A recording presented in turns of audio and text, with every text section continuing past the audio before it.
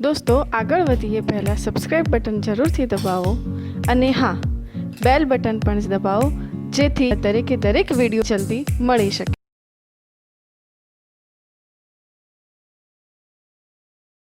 નમસ્કાર મિત્રો, આપણે છેલ્લે વાત કરી હતી આપણે પરમાણુની અંદર જે ઇલેક્ટ્રોન છે એ કેવી રીતે રહેલા હશે જેના વિશે આપણે શ્રોડિંજર તરંગ સમીકરણ અને છેલ્લે હાઇડ્રોજન પરમાણુ માટે શ્રોડિંજર તરંગ સમીકરણ વિશેની વાત કરી હતી. હવે આપણે કક્ષા અને કક્ષક કોને કહીશું એ જોઈએ. કક્ષા અને કક્ષક વચ્ચેનો ભેદ અથવા તફાવત આપણે અહીંયા ચર્ચા કરીએ. મિત્રો જુઓ, કક્ષા કોને કહેવાય, કક્ષક કોને કહેવાય? આમ તો તમે કદાચ સ્ટાન્ડર્ડ 9ની અંદર પણ કક્ષા અને કક્ષક વચ્ચેનો ભેદ સમજ્યા હશો, પણ એમાં જે તમને કહ્યું હોય એટલું તમે વાંચી લીધું હોય અને એટલું યાદ રાખી લીધું હોય, બરાબર. હવે આપણે અહીંયા એને એક્ઝેક્ટલી સમજવાનું છે, કક્ષા કોને કહીએ અને કક્ષક કોને કહેવાય. તો પહેલાં કહીએ કક્ષા. તો પરમાણુના કેન્દ્રની આજુબાજુનો અવકાશીય મતલબ સમતલીય વિસ્તાર, બરાબર. પરમાણુના કેન્દ્રથી એક નિશ્ચિત અંતરે જે સમતલીય વિસ્તાર આવેલો છે અને એ જે નિશ્ચિત અંતર છે એ અંતરને આપણે કક્ષા તરીકે ઓળખીએ છીએ. તો આપણે આ રીતે બતાવીશું. એક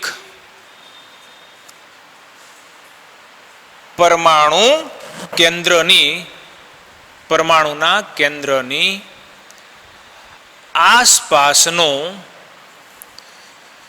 વર્તુળાકાર સમતલીય માર્ગ કે જેમાં ઇલેક્ટ્રોન પરિભ્રમણ કરે છે તેને કક્ષા કહે છે. એકચ્યુઅલી કેન્દ્રની આજુબાજુ આ પરમાણુનું કેન્દ્ર લઈએ છીએ.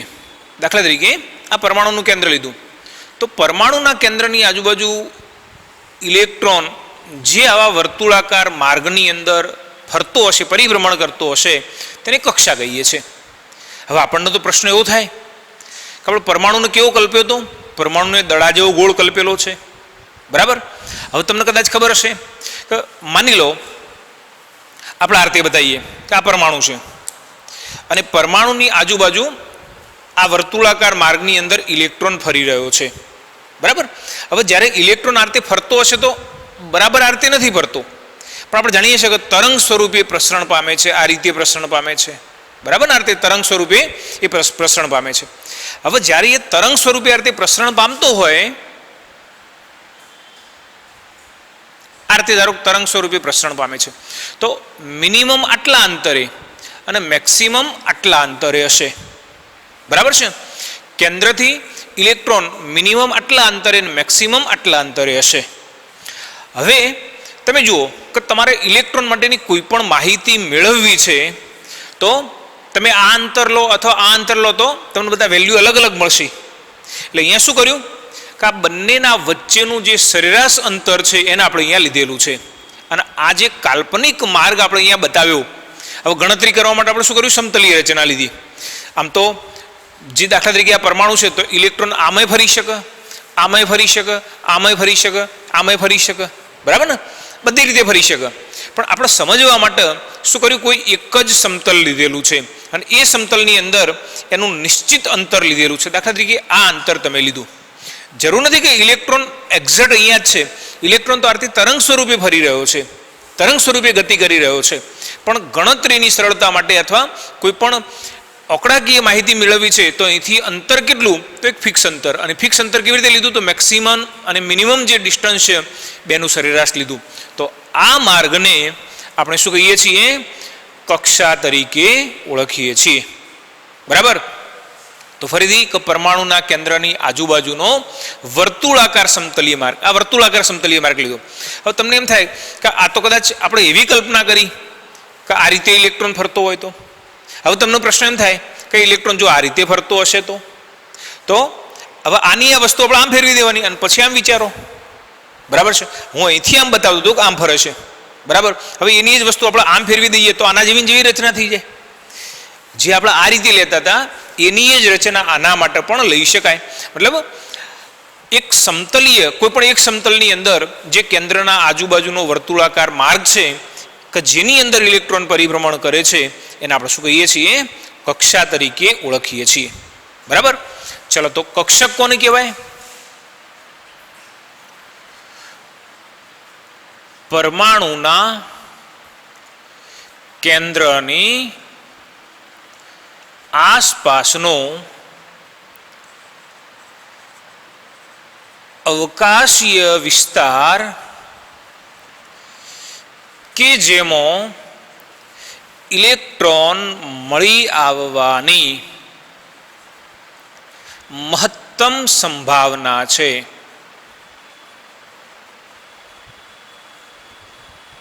તેને કક્ષક કહે છે. જો અહીંયા શું કહ્યું છે કે પરમાણુના કેન્દ્રની આસપાસનો અવકાશીય વિસ્તાર. હવે અવકાશીય વિસ્તાર મેં તમને કહ્યું કે દાખલા તરીકે આ પરમાણુનું કેન્દ્ર છે તો ઇલેક્ટ્રોન કયો મળે?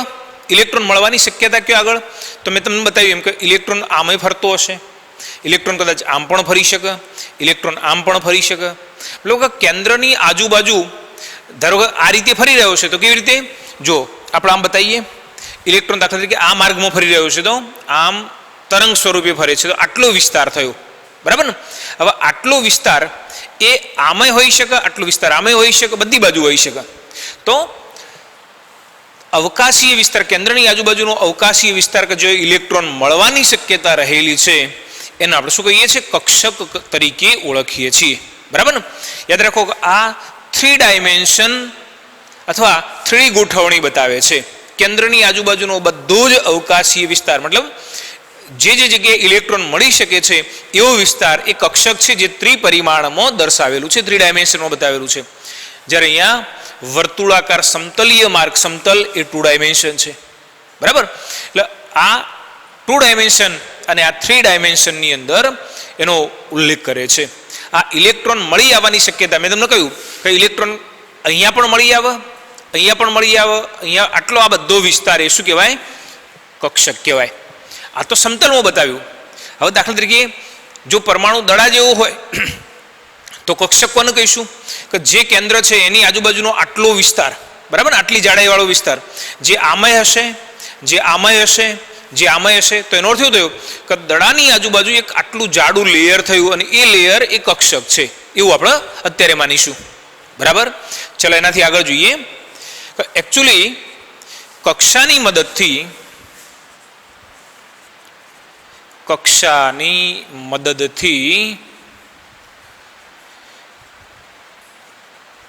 ઇલેક્ટ્રોનનું સ્થાન, ઉર્જા અને કેન્દ્રથી અંતર જાણી શકાય છે. જો મિત્રો, કક્ષા વડે ઇલેક્ટ્રોનનું સ્થાન કયો આગળ છે એ નક્કી કરી શકાય. આપણે એમ કહીએ છીએ કે ચાલો ઇલેક્ટ્રોન આ રીતે ફરી રહ્યો છે, જો ઇલેક્ટ્રોન આ રીતે ફરી રહ્યો હોય તો એનું સ્થાન કેટલા? તો અહીંયા છે, અહીંયા છે, અહીંયા છે, અહીંયા છે, આટલા બધા વિસ્તારમાં એનું સ્થાન છે. પણ ધારો કે તમારે કોઈ ગણતરી કરવી છે તો એનું નિશ્ચિત સ્થાન જોઈએ. અને નિશ્ચિત સ્થાન કયું આપણે માનીએ છીએ? તો આ એનું નિશ્ચિત સ્થાન માનીએ છીએ. બરાબર ને? એટલે આ સ્થાન એ એનું નિશ્ચિત સ્થાન છે. બરાબર? તો કક્ષાની મદદથી ઇલેક્ટ્રોનનું સ્થાન, પછી ઉર્જા. કદાચ તમને યાદ હશે કે આપણે આ રીતે ગણતા હતા En બરાબર RH minus RH upon n², આવું લેતા હતા. તો અહીંયા n એ શું બતાવે છે? કક્ષા. પહેલી કક્ષા, બીજી કક્ષા, ત્રીજી કક્ષા. બરાબર ને? તો આપણે એમ કહીએ કે ચાલો પહેલી કક્ષામાં રહેલા ઇલેક્ટ્રોનની શક્તિ માપી છે તો અહીંયા પહેલી કક્ષાનો અર્થ શું? આ જે કેન્દ્રથી બરાબર પ્રથમ લાઈન કે જેમાં ઇલેક્ટ્રોન ફરી રહ્યો છે એની પ્રથમ કક્ષા છે. બરાબર? તો અહીંયા En n એ કક્ષા બતાવે છે. બરાબર? આપણે એમ કહીએ કે ચલો બીજી કક્ષા, ત્રીજી કક્ષા. તો આ બધી કક્ષાઓ એ ઉર્જા નક્કી કરવા માટે જે આપણે અલગ અલગ કક્ષાઓ લઈએ છીએ તો આવી ઉર્જા શાનેથી નક્કી થાય? તો કક્ષાની મદદથી નક્કી થાય છે. અને કેન્દ્રથી અંતર, આપણે એમ કહીએ કે ચલો આ અંતર એને ત્રિજ્યા કહીએ છીએ, આ ત્રિજ્યા છે, આ ત્રિજ્યા છે, તો આ પહેલી કક્ષાની ત્રિજ્યા, બીજી કક્ષાની ત્રિજ્યા, ત્રીજી કક્ષાની ત્રિજ્યા. હવે તમે જો આટલો બધો વિસ્તાર લેશો તો તમે માપન કેવી રીતે કરશો? કોઈ દાખલા તરીકે આ ધારો કે તમે આટલો ભાગ લીધો, એવું કોઈ એમ કે મારા આટલું અંતર લેવું છે તો એને ત્રિજ્યા જુદી મળશે. કોઈ એમ કે મારે આટલું અંતર લેવું છે તો આ જે ત્રિજ્યા છે એને વધારે મળશે. એનો અર્થ એવો થયો કે અહીંયા એક સૂત્રતા જળવાય એ માટે આપણે શું કરીએ છીએ? આ બંનેના વચ્ચેનું સ્થાન લઈએ છીએ, જેને આપણે કક્ષા તરીકે ઓળખીએ છીએ. તો કક્ષાની મદદથી ઇલેક્ટ્રોનનું સ્થાન, ઉર્જા અને જે કેન્દ્રથી અંતર છે એ મળી શકે છે. જ્યારે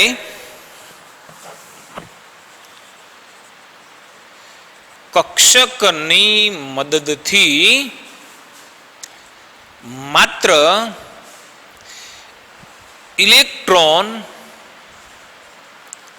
મળી આવવાની સંભાવના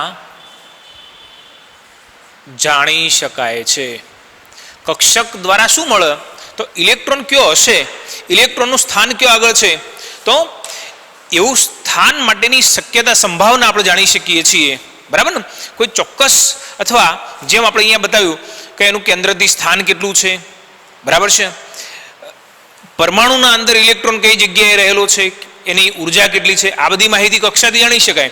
પણ અહીંયા આપણે એવું બતાવી શકીએ કે કતો અહીંયા આગળ ઇલેક્ટ્રોન હશે, કતો અહીંયા આગળ ઇલેક્ટ્રોન હશે, કતો અહીંયા હશે. એમ એક આપણે ચોક્કસ સ્થાન નથી બતાવતા, પણ એક વિસ્તાર બતાવીએ છીએ.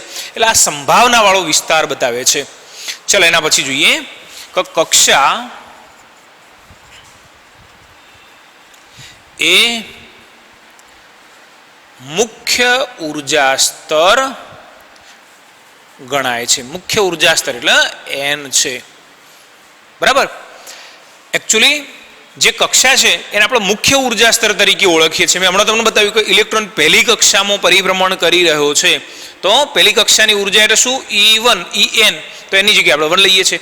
બીજી કક્ષામાં ઇલેક્ટ્રોન પરિભ્રમણ કરી રહ્યો છે તો એનો અર્થ એવો થયો એનનું મૂલ્ય 2 છે.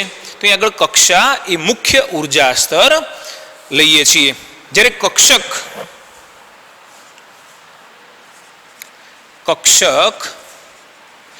એ ઇલેક્ટ્રોનની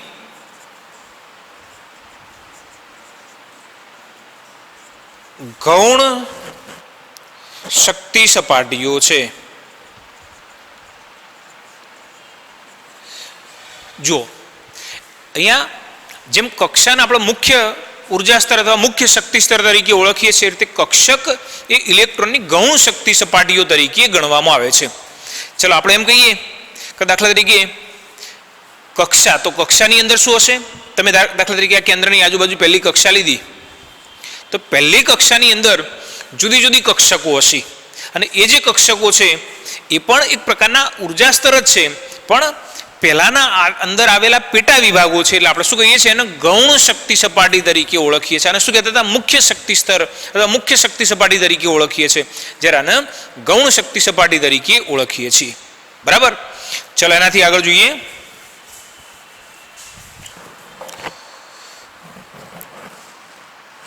મુખ્ય ક્વોન્ટમાંક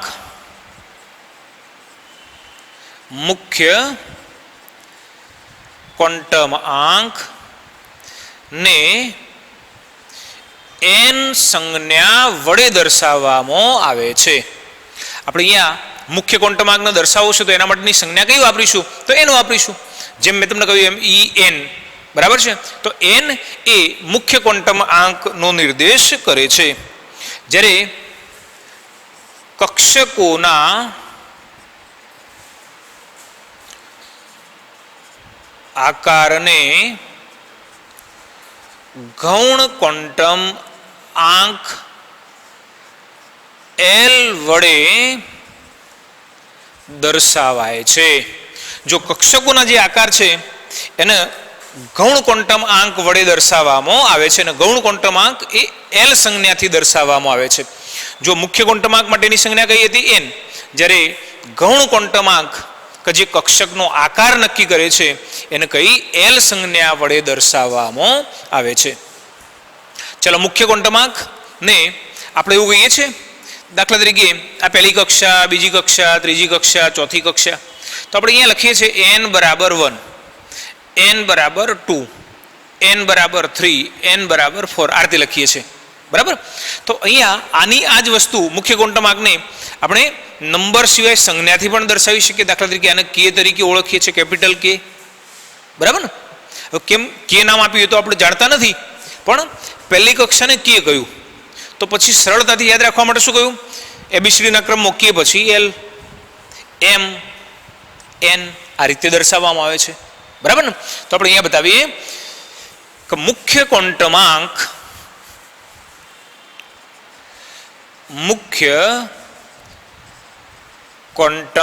આંક ને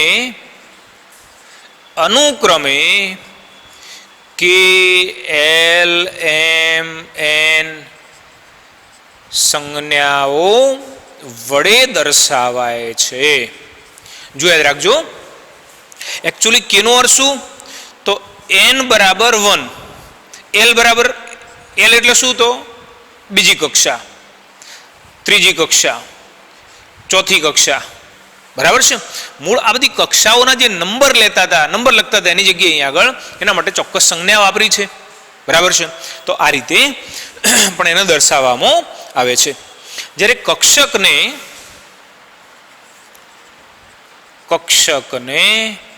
એસ, પી, ડી, એફ, જી, એચ વગેરે સંજ્ઞા વડે દર્શાવાય છે.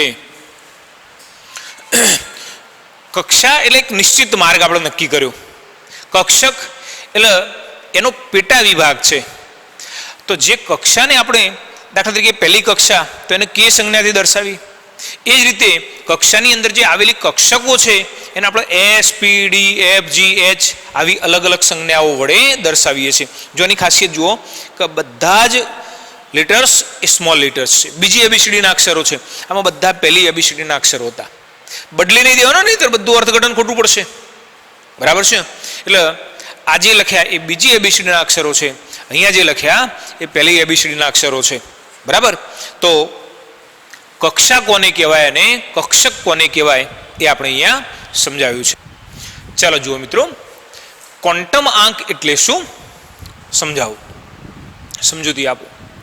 પહેલાં તો આપણે એ સમજીએ કે ક્વોન્ટમ આંક કોને કહીએ છીએ અને એની આવશ્યકતા શું છે. તો એકચ્યુઅલી પરમાણુમાં રહેલા ઇલેક્ટ્રોન, પરમાણુમાં કેટલાક પરમાણુ એવા છે કે જેમાં એકાદ ઇલેક્ટ્રોન હશે, કેટલાક પરમાણુ એવા છે કે જેમાં એક કરતો વધારે 2, 5, 10, 15, 20, 25, 50 ગમે એટલા ઇલેક્ટ્રોન હશે. તો જો ઇલેક્ટ્રોનનું સંપૂર્ણ વર્ણન પરમાણુમાંના ઇલેક્ટ્રોનનું સંપૂર્ણ વર્ણન કરવું છે તો એના માટે ક્વોન્ટમ નંબર્સની જરૂરિયાત ઊભી થાય છે. સમજો, દાખલા તરીકે આપણે એમ કહીએ કે કોઈ એક પરમાણુની અંદર 10 ઇલેક્ટ્રોન છે, તો 10 ઇલેક્ટ્રોનને એકબીજાથી અલગ કરવા માટે, જુદા પાડવા માટે આપણે આ ક્વોન્ટમ આંકનો ઉપયોગ કરીએ છીએ. દાખલા તરીકે તમને આની આ વસ્તુ આપણે એક બીજા ઉદાહરણ દ્વારા સમજીએ. ધારો કે તમારા ઘેર કોઈક ટપાલ આવશે, તો જે ટપાલી છે એને સરળતા ક્યારે પડે? તમારું ઘર શોધવામાં સરળતા ક્યારે? કે જે જગ્યાએથી ટપાલ આવે છે ત્યાંથી લખેલું હશે કે ભાઈ આ સ્ટેટ અથવા આ જિલ્લો, એની અંદર આ ડિસ્ટ્રિક્ટ, મતલબ એના અંદર જે આ તાલુકો છે, આ એના અંદરનો વિસ્તાર. પછી દાખલા તરીકે એની અંદર ફ્લેટ હોય તો ફ્લેટનો આ નંબર, અથવા સોસાયટી હોય તો એનો આ નંબર. બરાબર ને. તો એ રીતે તમે એના પરફેક્ટ એડ્રેસ દ્વારા તમે જે પેલો કુરિયરવાળો અથવા જે ટપાલી છે એ તમારા ઘેર સુધી ટપાલ પહોંચાડી શકે છે. તો એ જ રીતે એકચ્યુઅલી ક્વોન્ટમ નંબર એ શું છે? તો એક પ્રકારે ઇલેક્ટ્રોનનું એડ્રેસ છે. બરાબર ને. ઇલેક્ટ્રોનનું સરનામું છે. અને આવું ઇલેક્ટ્રોનને અલગ ઓળખવા માટે કુલ કેટલા 3 ક્વોન્ટમ આંકની જરૂર પડે છે. બરાબર ને. જે સૈદ્ધાંતિક રીતે મેળવેલા છે, જે શ્રોડિંજરના તરંગ સમીકરણ ઉપરથી મેળવવામાં આવેલા છે એવા 3 ક્વોન્ટમ નંબર છે. અને એક પાછળથી પણ ઉમેરવામાં આવેલો છે જે ઇલેક્ટ્રોનને ડિફાઇન અલગ કરવા માટે અથવા જુદો પાડવા માટે આપણે એનો ઉપયોગ કરીએ છીએ. પણ એ પાછળથી ઉમેરવામાં આવેલો છે. જે શરૂઆત મતલબ કે ઇલેક્ટ્રોનનું સંપૂર્ણ વર્ણન કરવા માટે જે આપણે અહીંયા ઉપયોગમાં લીધા છે એવા ક્વોન્ટમાંક 3 છે. કયા કયા? તો મુખ્ય ક્વોન્ટમાંક, કોણીય વેગમાન ક્વોન્ટમાંક અને ત્રીજો છે ચુંબકીય ક્વોન્ટમાંક. અને જે પાછળથી નવો એડ કર્યો છે એ કયો? સ્પિન ક્વોન્ટમાંક. બરાબર મિત્રો, જુઓ ક્વોન્ટમાંક તમને બરાબર સમજાય, બરાબર ને, એટલે તમને ઇલેક્ટ્રોન રચના બરાબર સારી રીતે સમજાશે. હવે તમે જુઓ કે આપણે દરેકે દરેક પરમાણુની ઇલેક્ટ્રોન રચના લખવાની છે. તમને કદાચ તમે 10મા સુધી જે ઇલેક્ટ્રોન રચના લખતા એટલે તમે એવું લખતા કે અહીંયા સોડિયમ પરમાણુની ઇલેક્ટ્રોન રચના કેવી? આવું લખતા હતા, 2 8 1. પહેલી કક્ષામાં 8 ઇલેક્ટ્રોન, બીજી કક્ષા 2 ઇલેક્ટ્રોન, બીજીમાં 8 ઇલેક્ટ્રોન, ત્રીજી કક્ષામાં 1 ઇલેક્ટ્રોન. હવે આ જ ઇલેક્ટ્રોન આપણે વધારે સ્પેસિફાઈડ કરવાના છે. કઈ પહેલી કક્ષા તો ખરી, પણ પહેલી કક્ષામાં કઈ કક્ષકમાં ઇલેક્ટ્રોન આવશે? હવે આપણે જોયું ને કે કક્ષાની અંદર કક્ષકો રહેલી હોય છે. બરાબર, એટલે આની આ જ ઇલેક્ટ્રોન રચના આપણે આ રીતે લખીએ છીએ, 1s2 2s2 2p6 3s1. આ રીતે દરેકે દરેક પરમાણુની ઇલેક્ટ્રોન રચના આપણે લખવાના છીએ. બરાબર, હવે આ બધું તમને ક્યારે સમજાશે? કે જ્યારે તમે ક્વોન્ટમ નંબર બરાબર સમજ્યા હશો ત્યારે. બરાબર ધ્યાન રાખજો. બરાબર ને, જો સમજણ ના પડે તો રિપીટ કરજો, છતોય ના સમજણ પડે તો મને પૂછજો. બરાબર, તો આપણે અહીંયા આ 3 ક્વોન્ટમાંક વિશેની વાત કરીએ. એમાં સૌથી પહેલો ક્વોન્ટમાંક છે મુખ્ય ક્વોન્ટમ આંક. જેની સંજ્ઞા છે સ્મોલ n. જો મિત્રો, મુખ્ય ક્વોન્ટમાંક એ કેવી રીતે દર્શાવીએ છીએ? તો જો મુખ્ય ક્વોન્ટમ આંક શૂન્ય સિવાયની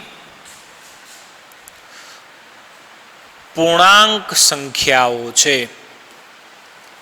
આપણે હમણાં જ વાત કરી કે દાખલા તરીકે પરમાણુના કેન્દ્રની આજુબાજુ ઇલેક્ટ્રોન જે એક નિશ્ચિત વર્તુળાકાર માર્ગમાં ફરે છે એને આપણે કક્ષા તરીકે ઓળખીએ છીએ. બરાબર ને, એ કક્ષાનું બીજું નામ છે મુખ્ય ક્વોન્ટમ આંક. બરાબર, આપણે અહીંયા એ નક્કી કર્યું કે ઇલેક્ટ્રોન કઈ કક્ષામાં છે, તો એ કક્ષા માટે બીજો જે શબ્દ વપરાય એ કયો? મુખ્ય ક્વોન્ટમાંક વપરાય છે, n વપરાય છે. તમને યાદ છે આપણે આવું બતાવતા હતા, n બરાબર 1. અને અહીંયા મુખ્ય ક્વોન્ટમાંક માટે સંજ્ઞા પણ કઈ લખી છે? n લખી છે. બરાબર છે, તો એનો અર્થ એવું થયો કે અહીંયા ઇલેક્ટ્રોનનું સ્થાન નક્કી કરવા માટે મેં તમને પહેલા કહ્યું ક્વોન્ટમાંક શું છે? ઇલેક્ટ્રોન માટેનું એડ્રેસ છે. બરાબર ને, તો પહેલું એક એડ્રેસ એ આપી દીધું કે ભાઈ આ ગામ, બરાબર, અથવા આ સિટી, એટલે એક સ્થળ નક્કી થઈ ગયું. બરાબર, તો અહીંયા મુખ્ય ક્વોન્ટમાંક એ શૂન્ય સિવાયની પૂર્ણાંક સંખ્યાઓ છે. એના મૂલ્ય કયા હોય? પહેલી કક્ષા હોય, બીજી હોય, ત્રીજી હોય, ચોથી હોય, પાંચમી, છઠ્ઠી, સાતમી, આઠમી. બરાબર, તો અહીંયા શૂન્ય નથી, અપૂર્ણાંક નથી, પણ કેવી? પૂર્ણાંક સંખ્યાઓ છે. તેનું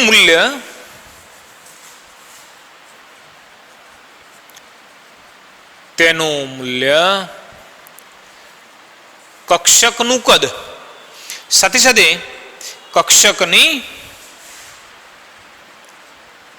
કક્ષકની ઉર્જા નક્કી કરે છે.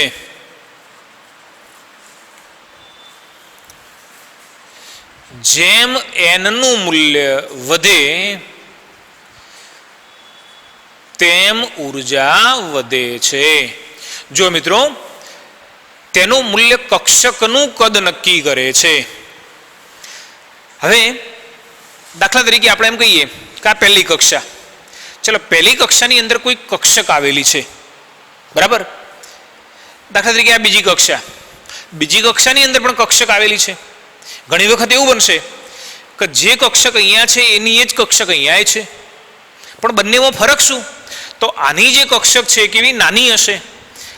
આની જે કક્ષક છે કેવી હશે? મોટી હશે. બરાબર ને, કક્ષકો બંને એક જ જેવી, પણ ફરક એ છે કે આ પહેલી કક્ષાની અંદર આવેલી કક્ષક નાની હશે, બીજી કક્ષાની અંદર આવેલી કક્ષક મોટી હશે. એટલે અહીંયા કહ્યું છે કે તેનું મૂલ્ય એ કક્ષકનું કદ અને કક્ષકની ઉર્જા નક્કી કરે છે. યાદ રાખો કે જેમ જેમ કેન્દ્રથી દૂર જઈએ એમ શું થાય, ઉર્જા વધતી જાય. બરાબર. તો એનો અર્થ એવો થયો કે આ કક્ષક દાખલા તરીકે કોઈક એક્સ કક્ષક છે, આ પહેલી કક્ષાની અંદર આવેલી છે એટલે 1x કક્ષક છે. તો આ બીજી કક્ષાની અંદર આવેલી જે કક્ષક આના જેવી હશે અને શું કહીશું, 2x કહીશું. બરાબર. તો આના કરતાં આનું કદ મોટું હશે, આના કરતાં આની ઉર્જા વધુ હશે. બરાબર ને. એટલે અહીંયા કહ્યું છે કે જેમ એનનું મૂલ્ય વધે તેમ ઉર્જા વધે છે. આની સરખામણીમાં આ કક્ષકની ઉર્જા વધુ હશે, આની સરખામણીમાં આ કક્ષકનું કદ પણ વધુ હોય છે. બરાબર. ચલો આગળ જોઈએ. એનના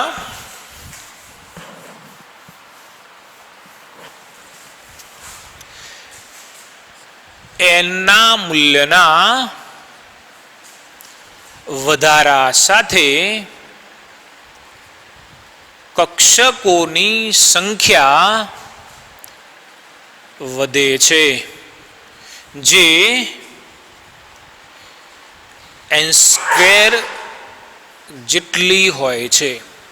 જો શું કહ્યું છે અહીંયા કે એનના મૂલ્યના વધારા સાથે કક્ષકોની સંખ્યા વધે છે. એટલે એનો અર્થ એવો થયો કે એનનું મૂલ્ય જ્યારે 1 હતું તો કક્ષકો જે હતી એ ઓછી હતી. બરાબર. હવે n બરાબર 2 લઈએ છીએ તો કક્ષકોની સંખ્યા વધતી જવાની. n બરાબર 2 લઈએ, 3 લઈએ, 4 લઈએ, 5 લઈએ, 6 લઈએ, તો જેમ જેમ n વધશે એમ કક્ષકોની સંખ્યા પણ વધતી જાય છે. બરાબર. અને એ સંખ્યા કેટલી હશે તો n² જેટલી હોય છે. બરાબર.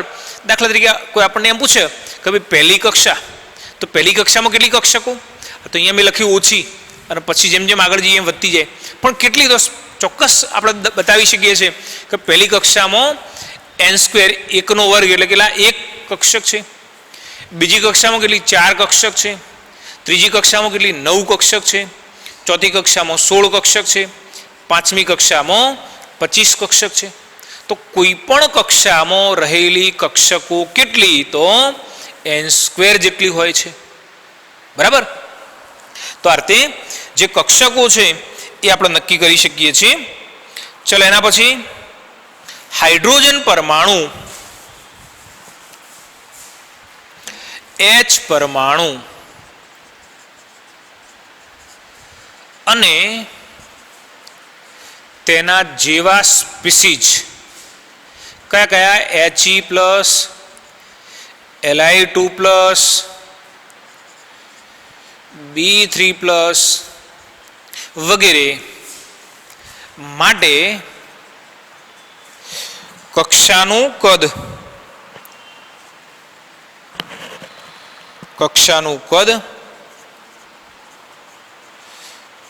અને ઉર્જા માત્ર n ઉપર આધાર રાખે છે. જો અહીંયા આ બાબત અત્યારે તમને થોડીક ઓછી સમજાશે. બરાબર. પણ છતાં આપણે જોઈએ વારું કે હાઇડ્રોજન પરમાણુ અને તેના જેવા સ્પીસીઝ. હવે હાઇડ્રોજન પરમાણુના જેવા સ્પીસીઝ આ બધા એના જેવા છે. કેમ તો હાઇડ્રોજન પરમાણુની અંદર કેટલા ઇલેક્ટ્રોન હોય, 1 ઇલેક્ટ્રોન. બરાબર. મતલબ કે અહીંયા જે વાત કરીએ કોની 1 ઇલેક્ટ્રોન જે ધરાવતા ઘટક માટેની વાત કરી છે. ચલો અહીંયા He+, હિલિયમમાં કેટલા ઇલેક્ટ્રોન હશે 2. He+ ક્યારે બને,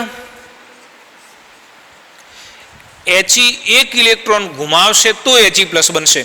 આમાં હતા કેટલા ઇલેક્ટ્રોન 2, એક તો અહીંયા દૂર થઈ ગયો તો બાકી કેટલા વધ્યા 1. તો He+ માં પણ કેટલા ઇલેક્ટ્રોન છે 1. Li2+ માં પણ કેટલા ઇલેક્ટ્રોન હશે 1, 3 હતા. એ જ રીતે 2 ગુમાવી દીધા, જો 2 ગુમાવશે કેટલા બાકી વધશે 1 જ. બરાબર. તો અહીંયા આપણે એમ કહીએ કે હાઇડ્રોજન પરમાણુના અંદર જેમ 1 ઇલેક્ટ્રોન છે એ જ રીતે He+, Li2+, B3+ આ બધાની અંદર પણ કેટલા 1 જ ઇલેક્ટ્રોન છે. અને જેની અંદર 1 જ ઇલેક્ટ્રોન રહેલો છે એના માટે કક્ષાનું કદ અને ઉર્જા એ n ઉપર આધાર રાખે છે, અર્થાત મુખ્ય ક્વોન્ટમ આંક ઉપર આધાર રાખે છે. બરાબર. કેમ તો એ એની ઇલેક્ટ્રોન રચના સંબંધિત છે, બરાબર. અને ઇલેક્ટ્રોન રચના જો સુધી તમે નહીં સમજો ત્યાં સુધી આ બાબત તમને સમજાશે નહીં. મતલબ કે જો આ પ્રકારના પરમાણુ માટે તમે ઇલેક્ટ્રોનનું વર્ણન કરી રહ્યા છો, એનું કક્ષાનું કદ નક્કી કરી રહ્યા છો, તો ઉર્જા નક્કી કરી રહ્યા છો, તો એ માત્ર ને માત્ર એન ઉપર જ આધાર રાખે છે, બીજા કોઈ ક્વોન્ટમ આંકની તો જરૂર જ પડતી નથી, બરાબર. અથવા બીજા બધા ક્વોન્ટમ આંકના મૂલ્યો તો આગળ કેટલા હશે? 0 હોય છે, બરાબર. તો અહીંયા હાઇડ્રોજન પરમાણુ અને તેના જેવા જે સ્પીસીસ છે એના માટે ખાસ કરીને જે કક્ષાનું કદ અને ઉર્જા છે એ માત્ર ને માત્ર એન ઉપર આધાર રાખે છે. ચલો એનાથી આગળ જોઈએ કે જેમ એનનું મૂલ્ય કેન્દ્રથી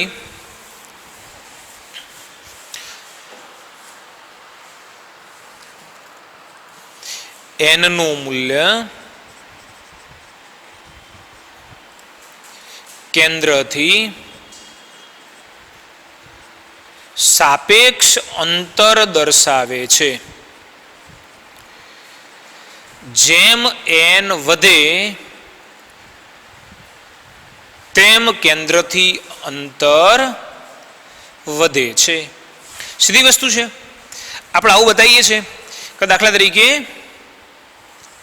આ પહેલી કક્ષા, બીજી કક્ષા, ત્રીજી કક્ષા, બરાબર ને? n બરાબર 1, n બરાબર 2, n બરાબર 3. તો અહીંયા શું કહ્યું છે જુઓ કે એનનું મૂલ્ય એ કેન્દ્રથી સાપેક્ષ અંતર દર્શાવે છે. આ કેન્દ્રથી અંતર પહેલી કક્ષા માટે કેટલું? આટલું. બીજી કક્ષા માટે કેટલું? આટલું. ત્રીજી કક્ષા માટે કેટલું? આટલું. તો જેમ જેમ એન વધે, જો અહીંયા n 1 હતા એટલે આટલું જ અંતર હતું, n બરાબર 2 થયા તો આટલું અંતર થયું, n બરાબર 3 થયા તો આટલું અંતર થયું. એટલે જેમ જેમ એનનું મૂલ્ય વધતું જાય એમ કેન્દ્રથી અંતર પણ વધતું જાય છે, બરાબર ને? હવે જુઓ, જે મુખ્ય ક્વોન્ટમાંક છે, મુખ્ય ક્વોન્ટમાંકને આપણે શું કહીએ છીએ? કક્ષા. જો આટલા આ બધા શબ્દો પર્યાયી શબ્દો છે. મુખ્ય ક્વોન્ટમ આંક અથવા કક્ષા અથવા કોષ અથવા ઉર્જા સ્તર. કોઈ આપણને એમ કહેશે કે ભાઈ ક્વોન્ટમ આંક n બરાબર 1, તો એનો અર્થ શું થાય કે પહેલી કક્ષા. કોઈ આપણને એમ કહેશે ક્વોન્ટમ આંક નંબર 1, તો એનો અર્થ એવો થયો કે કોષ કે. કોઈ એમ કહેશે કે ભાઈ ક્વોન્ટમ આંક 1, મુખ્ય ક્વોન્ટમ આંકનું મૂલ્ય 1 છે, તો પહેલું ઉર્જા સ્તર, બરાબર ને? મતલબ કે આ બધા જ એકબીજાના પર્યાયી શબ્દો છે, બરાબર.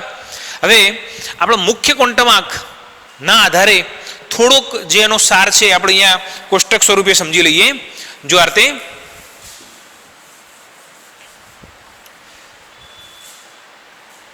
મુખ્ય ક્વોન્ટમ આંક n. ચલો હવે આપણે આરતી બતાવીએ. 1, 2, 3, 4, 5, બરાબર ને? અહીં સુધી આપણે લઈએ. ચલો એનાથી આગળ જોઈએ કે મુખ્ય ક્વોન્ટમ જેને કોષ અથવા કક્ષા તરીકે પણ ઓળખીએ છીએ, તો એને કોષ કયા? કે, એલ, એમ, એન, ઓ વડે દર્શાવીએ છીએ, બરાબર ને? ચલો હવે જે તે ક્વોન્ટમાંક છે એની અંદર કક્ષકોની સંખ્યા કેટલી? તો કક્ષકોની સંખ્યા એ n² જેટલી છે. તો અહીંયા પહેલી કક્ષામાં કેટલી કક્ષકો? 1, બીજીમાં 4, ત્રીજીમાં 9, ચોથીમાં 16 અને પાંચમીમાં 25, બરાબર. હવે દરેકના અંદર ઇલેક્ટ્રોન કેટલા હશે એ પણ આપણે અહીંયા કોષ્ટકમાં બતાવેલું છે, પણ એ પાછળથી સમજાવીશું, કારણ કે અત્યારે તમને એના વિશે આપણે કોઈ ઉલ્લેખ નથી કર્યો એટલે ખ્યાલ નહીં આવે, બરાબર. તો યાદ રાખો કે મુખ્ય ક્વોન્ટમાંક n કે જેના મૂલ્યો 1, 2, 3, 4, 5 એમ પૂર્ણાંક સંખ્યાઓ છે, શૂન્ય સિવાયની, તેનું મૂલ્ય એ કક્ષકનું કદ અને કક્ષકની ઉર્જા નક્કી કરે છે. જેમ nનું મૂલ્ય વધે તેમ ઉર્જા વધે છે. એનના મૂલ્યના વધારા સાથે કક્ષકોની સંખ્યા પણ વધે, જે n² જેટલી છે. હાઇડ્રોજન પરમાણુ અને તેના જેવા સ્પીસીઝ માટે કક્ષાનું કદ અને ઉર્જા એ માત્ર ને માત્ર n ઉપર આધાર રાખે છે. જેમ nનું મૂલ્ય વધશે એમ કેન્દ્રથી સાપેક્ષ અંતર વધશે, અર્થાત n વધે તેમ કેન્દ્રથી અંતર વધતું જાય. મુખ્ય ક્વોન્ટમ આંકને કક્ષા તરીકે, કોષ તરીકે, ઉર્જા સ્તર તરીકે આપણે દર્શાવીએ છીએ. બરાબર. અને એના વિશેની જે માહિતી છે આપણને જરૂર નથી કે અહીંયા કે લખેલું હોય તો આપણને ખબર ના પડે, આપણને ખબર પડવી જોઈએ. આપણને કોઈ પ્રશ્ન એમ પૂછે કે દાખલા તરીકે n માંથી l માં સંક્રમણ થાય છે તો કઈ શ્રેણીની રેખા મળે છે? આપણને કદાચ આવો પ્રશ્ન પૂછો. યાદ કરો, આપણે હાઇડ્રોજન વણપટની અંદર શીખ્યા હતા કે કોઈ પણ ઉપરના ઉર્જા સ્તરમાંથી નીચેના ઉર્જા સ્તરમાં સંક્રમણ થાય, દાખલા તરીકે n બરાબર 5 માંથી n બરાબર 1 માં સંક્રમણ થાય તો કઈ શ્રેણી મળતી હતી? લાઇમેન શ્રેણી મળતી હતી. હવે n બરાબર 5 નથી લખ્યા, પણ અહીંયા 5મા નંબરનું જે ઉર્જા સ્તર છે આપણે શું કહીએ છીએ? એને O કહીએ છીએ. બરાબર ને? મેં અહીંયા લખ્યું n માંથી l, મતલબ કે ચોથામાંથી l એટલે કયું? બીજા નંબરનું. તો કઈ શ્રેણીની રેખા મળશે? બામર શ્રેણીની રેખા મળે છે. ચલો જુઓ, બીજા નંબરનો ક્વોન્ટમ છે કોણીય વેગમાન ક્વોન્ટમ, જેની સંજ્ઞા છે સ્મોલ l, જેને ગૌણ ક્વોન્ટમ આંક તરીકે પણ ઓળખવામાં આવે છે, અથવા એને એઝીમ્યુથલ ક્વોન્ટમ તરીકે પણ ઓળખીએ છીએ. હવે કોણીય વેગમાન ક્વોન્ટમ એટલે શું? તો આપણે જાણીએ છીએ કે ઇલેક્ટ્રોન એક કેન્દ્રની આજુબાજુ એક વર્તુળાકાર માર્ગ ઉપર, હવે તમને કન્ફ્યુઝન ના હોવું જોઈએ, હું વર્તુળાકાર કહું એટલે પછી એવું ના થવું જોઈએ કે સાહેબ વર્તુળાકાર માર્ગમાં તો ફરતું નથી. ભલે તરંગ સ્વરૂપે ફરે છે પણ એને આપણે તો શું કહેવાના? વર્તુળાકાર માર્ગ કહીશું. બરાબર. તો જ્યારે ઇલેક્ટ્રોન કેન્દ્રની આજુબાજુ વર્તુળાકાર માર્ગમાં ફરે છે ત્યારે એના કોણીય વેગમાનના કારણે, કોણીય વેગમાન કોને કહીએ છીએ? દાખલા તરીકે આ જે કેન્દ્ર છે, આ ઇલેક્ટ્રોન જ્યારે આ રીતે વર્તુળાકાર માર્ગમાં ફરતો હશે એટલે એના પર કોણીય વેગમાન લાગશે. તો એ કોણીય વેગમાનનું જે માપન છે એ આ કોણીય વેગમાન ક્વોન્ટમ આંક દ્વારા કરવામાં આવે છે. બરાબર ને? અને એને એલ સંજ્ઞા વડે દર્શાવવામાં આવે છે. મિત્રો યાદ રાખો કે કોણીય વેગમાન ક્વોન્ટમ આંક એ મહદઅંશે કક્ષકનો આકાર નક્કી કરે છે. બરાબર ને? કોઈ પણ કક્ષકનો આકાર કેવો તો એ કોણ નક્કી કરશે? કોણીય વેગમાન ક્વોન્ટમ આંક એલ નક્કી કરે છે. બરાબર. આપણે અહીંયા બતાવીએ. ઇલેક્ટ્રોન કેન્દ્રની આસપાસ ગતિ કરે ત્યારે કોણીય વેગમાન ઉદ્ભવે, જેનું માપન કોણીય વેગમાન ક્વોન્ટમ આંક વડે થાય છે. બરાબર ને? અને એ કોણીય વેગમાન ક્વોન્ટમ આંકને એલ સંજ્ઞા વડે દર્શાવવામાં આવે છે. જો એલ નું મૂલ્ય n ઉપર આધારિત હોય છે. તમે n નું શું કહેતા હતા? મુખ્ય ક્વોન્ટમ આંક કહેતા હતા. અચ્છા, એલ કોના ઉપર ડિપેન્ડ છે? તો n ઉપર ડિપેન્ડ છે, n ઉપર આધાર રાખે છે. એટલે તો આપણે એને ગૌણ ક્વોન્ટમ આંક કહ્યો. એલ નું મૂલ્ય એ n ના મૂલ્ય ઉપરથી પ્રાપ્ત થાય છે, માટે આપણે એને શું કહીએ છીએ? ગૌણ ક્વોન્ટમ આંક તરીકે ઓળખીએ છીએ. બરાબર ને? યાદ રાખો કે અહીંયા ઇલેક્ટ્રોન જ્યારે એના વર્તુળાકાર પથની અંદર જ્યારે ગતિ કરતો હશે તો એની જે ગતિજ ઉર્જા છે એ એની કુલ ઉર્જા મતલબ કે En ઉપર આધારિત છે. બરાબર ને? જેની ગતિજ ઉર્જાનું મૂલ્ય છે એ En ઉપર આધારિત છે, કુલ ઉર્જા ઉપર આધારિત છે. અને કુલ ઉર્જા એ n ઉપરથી મળે તો જે ગતિજ ઉર્જા L છે એ પણ એના ઉપરથી જ પ્રાપ્ત થવાની. બરાબર છે? એટલે આપણે એમ કહીએ છીએ કે જેમ ગતિજ ઉર્જા એ En ઉપર આધારિત છે તો અહીંયા L એ n ઉપર આધારિત હોય છે. બરાબર ને? L નું મૂલ્ય કક્ષકોના આકાર નક્કી કરે છે. યાદ રાખો કે કોઈ પણ કક્ષકનો આકાર કેવો હશે એ એલના મૂલ્ય ઉપરથી નક્કી થાય છે. આપણે અહીંયા એ પણ બતાવ્યું કે એલનું મૂલ્ય એન ઉપર આધારિત હોય છે. હવે કેવી રીતે બતાવીશું? એલનું મૂલ્ય 0 થી n-1 સુધીનું હોય છે. જો બરાબર સમજો. દાખલા તરીકે તમે એમ કહ્યું કે ચલો l બરાબર 1 સોરી n બરાબર 1 તો l બરાબર કેટલા? તો 0. n બરાબર 2 તો પછી l બરાબર કેટલા? 0 અને 1. n બરાબર 3 તો l બરાબર કેટલા? 0 1 2. n બરાબર 4 તો l બરાબર કેટલા? 0 1 2 અને 3. અહીંયા n બરાબર 1 તો l નું એક જ મૂલ્ય, n બરાબર 2 તો l ના 2 મૂલ્યો, n બરાબર 3 તો l ના પણ 3 મૂલ્યો, 4 તો 4 મૂલ્યો. પણ એ 4 મૂલ્યો કયા? તો શરૂઆત ક્યાંથી કરવાની? 0 થી. ક્યાં સુધી? n-1 સુધી. બરાબર ને? તો અહીંયા જો તમે n બરાબર 1 લેશો તો l નું એક જ મૂલ્ય 0 મળશે. n બરાબર 2 લેશો તો l ના 2 મૂલ્યો 0 અને 1 મળશે. જો કદાચ તમે n બરાબર 3 લેશો તો l ના 3 મૂલ્યો 0 1 2 મળવાના. અને n બરાબર 4 લેશો તો l ના 4 મૂલ્યો 0 1 2 અને 3 પ્રાપ્ત થવાના. હવે l ના મૂલ્ય ઉપરથી કક્ષક કઈ હશે એ આપણે નેક્સ્ટ ટોપિકના અંદર શીખીશું.